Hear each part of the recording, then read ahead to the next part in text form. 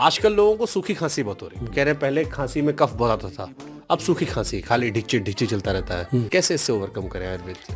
सेंधा नमक, सिंपल, जो रॉक साल्ट है, उसकी एक चुटकी, 1 चम्मच शहद, हनी, उसमें मिक्स करो, ऐसे बच्चों की तरह चाट चाट के लो, ऊपर से कोसा पानी पी लो, सुबह तक खांसी खत्म। शांत। क्या बात कर रहे हैं? आप जानते हो सेंधा नमक शहद से? हाँ, आप कन्वर ग्रेवाल को जानते हो? जान पंजाब का हाँ। सिंगर, सूफी कलाकार। ये उसने अपने शब्दों में बताया, कहता मैं गोयल साहब के पास गया, मैंने कहा मेरा गला खराब है, परसों मेरा शो है और गोयल साहब कुछ बताओ, है ना।